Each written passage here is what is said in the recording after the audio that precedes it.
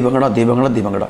और भाभी ने गले में से चुन्नी निकाली है और अपने ऐसे हाथ में से लपेट लिए, जिसका एक कोना उसकी गोद में पड़ा हुआ है, जिसमें कि बहुत सारा सगन का सामान लोग डालते जा रहे हैं, जो भी विशेष दे रहे हैं।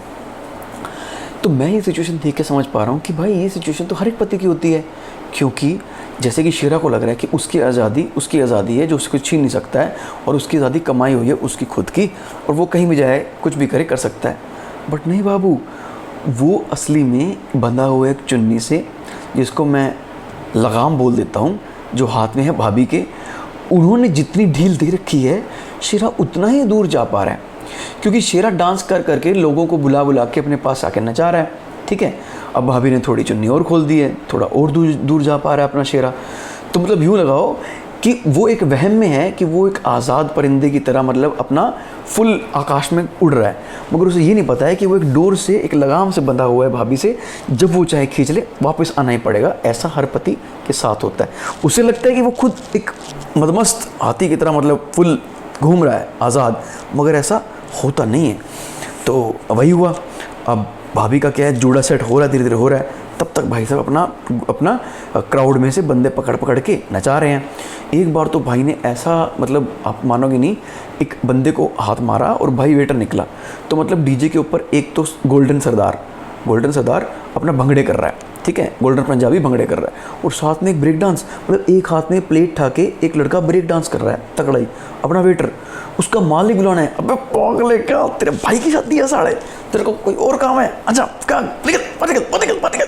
तो भाई यूँ तो अपना वेटर बाहर निकला वहाँ से, लेकिन अपने शेरा भाई का कोई मतलब नहीं है, क्योंकि डीजे वाले ने मौका दे के गाना चला दिया है। कौन सा? अपने विआह दे विच नचदा फिरे हो मुंडा अपने। तो भाई दे टप्पे, अपना मतलब पंजाबी लड़का, सुनहरा पंजाबी पागल सा हो रखा है।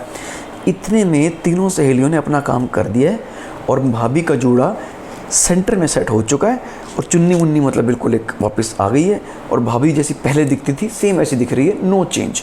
मेकअप तो जैसा था वैसा था। तो अब भाभी का क्या है कि 3-4 औरतें भी धीरे धीरे सरक के स्टेज पे आ रही हैं। भाभी नहीं चाहती है कि अकेला उन चारों को फेस करना और अकेले वो सारे आशीर्वाद लेना, दूधो नहाओ पुतो फलो, वो भी 2-2 बार लेना। तो क्या उसने खींचना शुरू कर दिया है, पर शेरा तो पूरा मदमस्त हो रखा है, डांस पे डांस। अब इतने क्या है कि वो चिल्लाना भी शुरू कर चुकी है, बुलाना शुरू कर चुकी है, मगर किसी को आवाज़ में सुन नहीं रहा है यार कि मतलब क्या हो रहा है, क्यों नहीं, कि इतनी जोर के गाने बज रहे हैं।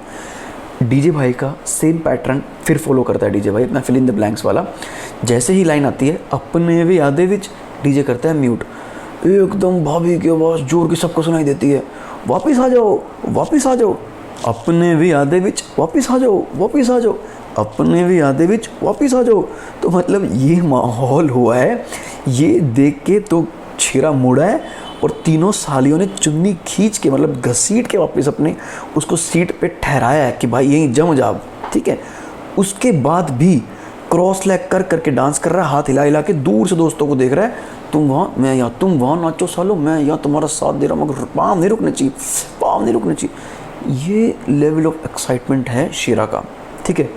अब तुम समझो कि बेल बज रही है, भाई ने फ़ोन उठाया, हाँ हेलो मदान, अरे सुन देना यार, क्या हो गया, 1 बजा है। मैं कहा भाई उठ, प्लान सेट कर लिया, पेरिस जाएंगे, तेरे को आइटनरी बनानी है ताकि हम अपना पेश कर सकें सब दोस्तों के पास, और हम चलेंगे, इसी वीक का प्लान है। 2 सेकंड लिए भाई ने, उठाए, 15 मिनट कपाल भाती की है नींद खोलने के लिए। इतने तक तुम्हारा भाई सो गया है, 15 मिनट कौन जागता भाई, मैं गया हूँ सो। भाई ने 1 घंटा लगाया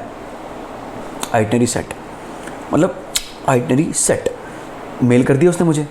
सुबह तुम्हारे भाई ने सेम मेल बाकी दोनों दोस्तों को भेज दिए कि भाई प्लान ये है, तुम्हारा ओके आना चाहिए, थर्सडे नाइट को निकलेंगे, फ्राइडे की छुट्टी है, मंडे की छुट्टी डालो, प्लान ऑन। तो भाई अपना सेट सब हो चुका है। अब थर्सडे आ गया, ठीक है। थर्सडे को शेरा फ़ोन करके बोलता है कॉन्फ्रेंस में सबको लेके कि भाइयों मैंने तो 4 टिकट अलग अलग सीट की करवाई हैं, चारों को विंडो सीट दिलवाई है। मैंने कहा भाई विंडो क्यों? बोला देख भाई किसी के पास भी लड़की आगे बैठ सकती है ना। मैंने कहा भाई ऐसी ब्लाइंड गेम मुझे तो बिल्कुल खेलनी नहीं है, ठीक है। मेरा साथ देता है मेरा एक दोस्त गांधी, हाँ गांधी। अब गांधी उसका नाम इसलिए है कि भाई को तुम ऐनक पहना दो, बाल उतरवा दो, बिल्कुल डिट्टो गांधी, और हरकतें बिल्कुल डरपोक सा लड़का है अपना। अब यूँ मानो कि तभी उसने ना किया है, उसको ये नहीं है कि मतलब कि कुछ दिल पे लगी है कि भाई नहीं नहीं नहीं मुझे नहीं बैठना, मुझे नहीं बैठना। वो उसका डर बोल रहा है, उसका डर बैठा हुआ है। क्योंकि एक बार क्या हुआ, गांधी भाई ऑफिस से आ रहे थे, ऑफिस में 4 लड़कों ने घेर लिया है, चारों ब्लैक बॉयज़ हैं अपने लंदन के। चारों ने बोला अपना जो गांधी है उसको पकड़ लिया गया है और गांधी से पूछा जा रहा है डू यू हैव लाइट। तो अपना गांधी बोलता है no I don't smoke, so I don't smoke. भाइयों ने, 2 बंदों ने एक एक हाथ पकड़ा है उसका और जेब से पूरी तलाशी वलाशी लेके एक तो भाई का फ़ोन ले गए हैं और मुंह पे 2-3 घूंसे मार के गए हैं। और ये तो उसके साथ उस दिन कांड हुआ है, ठीक है। तो भाई उस मतलब कांड को इतना दिलो दिमाग पे ले चुका है कि आगे से कई बार वो पुश ही नहीं करता है अपनी चीज़ को, किसी को लेके हमेशा बैकफुट पे खेलता है। जैसे कि अगले कुछ टाइम बाद भाई साहब एक जेडी की बोतल लेके जा रहे हैं घर के सामने से, घर सिर्फ 200-300 मीटर रह गया है। कोई और ब्लैक बॉय क्या है 1 2 3 डॉग बॉक्सिंग की प्रैक्टिस कर रहा है, मतलब फुटपाथ के ऊपर 1 नंबर। तो उसने बुलाया है गांधी को, hey man you just come here. अपना गांधी वहीं से हाथ में पड़ी बोतल सड़क पे रख के चला गया कि भैया बोतल ही मांगता होगा और ना मुझे लड़ना है ना कुछ, बोतल रख के चला गया। तो मतलब इतना डर है उसमें, इतना डर बैठा हुआ है। तो इसी वजह से भाई ने मना कर दिया कि नहीं मैं तो मदान के साथ बैठ जाऊंगा, अलग अलग सीट पे तुम बैठ जाना, ठीक है। तो ये मतलब हमारा सिटिंग प्लान भी अरेंज हो गया है। तो अब रात हो गई है, बस में हम चढ़ चुके हैं